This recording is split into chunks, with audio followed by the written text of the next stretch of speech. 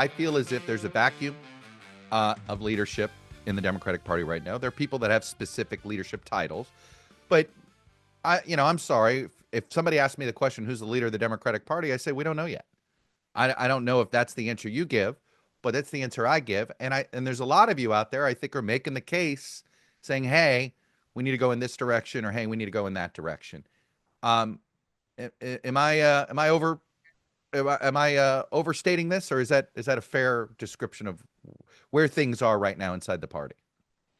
Well, I would say the leader of the party right now is Hakeem Jeffries, and by virtue of the fact that, and there are a lot of people I like, Shapiro and Bashir and others, they're all at 2-3% nationally, but no one's elected. Hakeem Jeffries has been elected as a Democratic leader. Chuck Schumer has squandered any goodwill he had. I mean, in terms of when I go around the country, people just are very upset. Wow, let me pause that. That was very matter of fact of you just now. I mean, Schumer's got that. I have sensed that myself, but you're the one traveling a lot more than I am right now. So Schumer's trust levels have really collapsed with Democrats.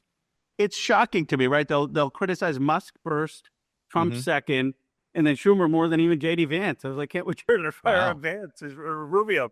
But wow. And you cover politics a long time. Most people usually don't pay attention to who the Senate minority leader is, or the House minority leader is. The fact that is this Biden hangover stuff, meaning he's the last quote unquote old guy still in leadership, and they're so angry at this generation that didn't leave, in time, frankly, arguably, and Schumer in some way is, because he's still there, he's getting a little bit of the anger at Biden for not stepping aside sooner. I think it's the anger at not stepping aside, hangover from Biden. I think it's, of course, his capitulation on that vote. Now, whatever you think about it, he just didn't do a good job explaining himself. People felt he should have stood up. He should have had a fight.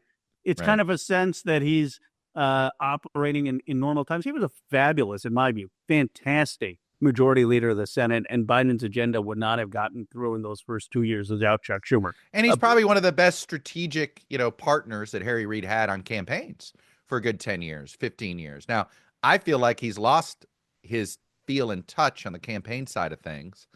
And I felt that over the last couple of cycles where I think things haven't gone as well as they could have.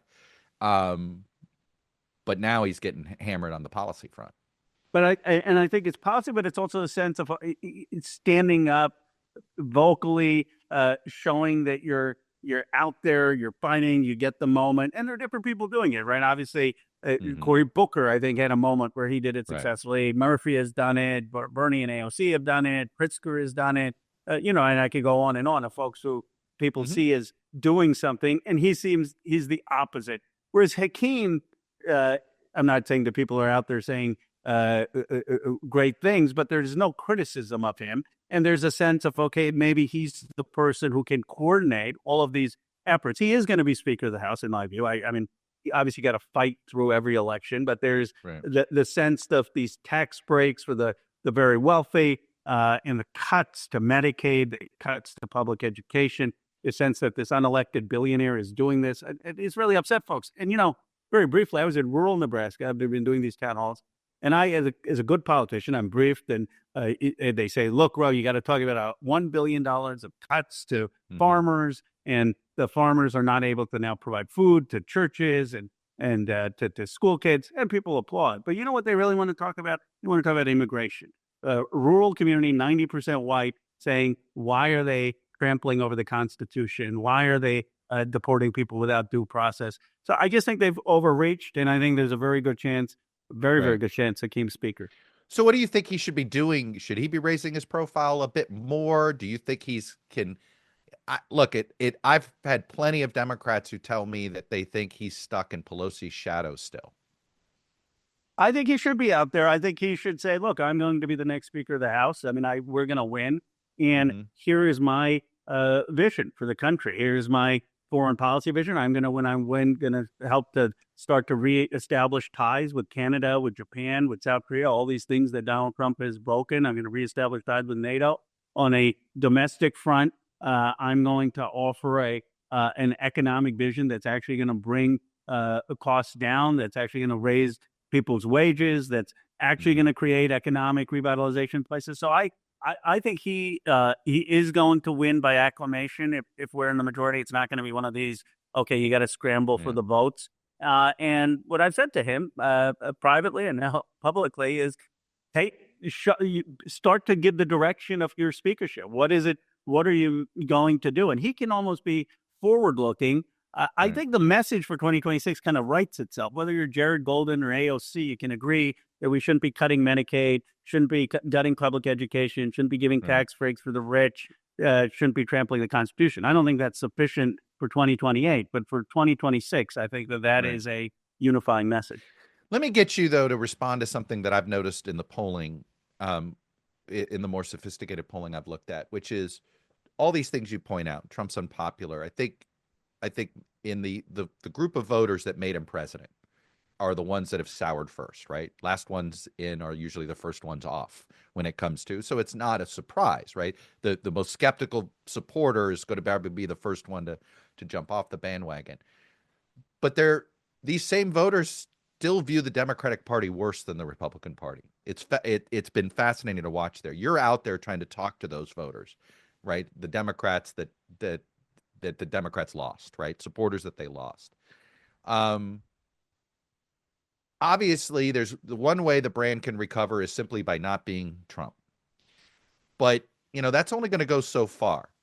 Mm-hmm. What, how damaged is the brand, and what's your vision to make it to recover it? And what would you be doing if you were Ken Martin right now? Because I'll be frank, I don't know what he's doing.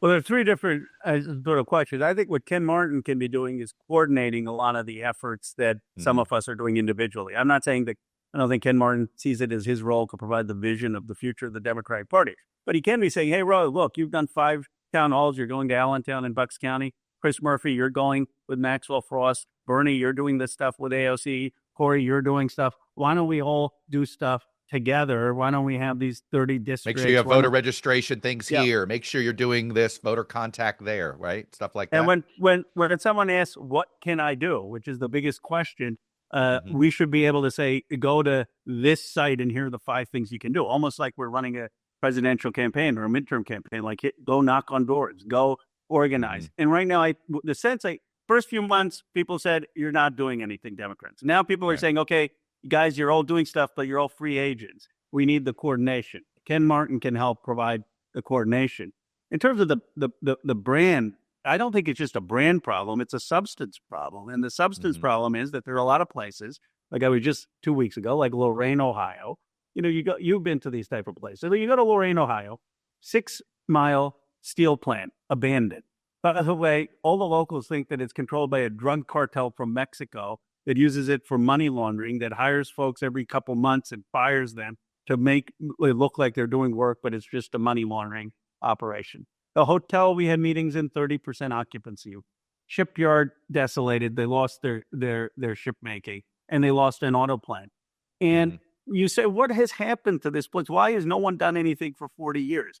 And it's not even like, should we have tech jobs or manufacturing jobs or service jobs? How about we have any kind of jobs? How about we have any kind of economic development? So the first things Democrats have to say is we were part of a system that failed so many people, that allowed economic opportunity to pile up in Silicon Valley and other places. And it's not just materialism, Chuck. And this is, I think, what people miss of where I'm showing up in talking about the economy. It's people's status, people's pride. We used to celebrate the manufacturers, the workers who were building America, and suddenly they felt abandoned, and it felt like the people who were really moving the country forward were on Wall Street or Silicon Valley, who we valued, and they weren't valued. And I think we be honest about that. And then we say, look, here's the choice. You got Howard Lutnick and Trump and Nance, and they're saying explicitly they want 19th century policies. I mean, Trump loves quoting McKinley. He loves quoting James Paul. I'm curious, do you think the people you've run into in Lorain, Ohio, share Howard Lutnick's vision of creating a generation, multi-generations of workers for factories? That is not the American dream. I'm sorry, that's communism. You're locked in to a job that once you're born, if your father's a factory worker, you're a factory worker. That's a caste system. That's a communistic system.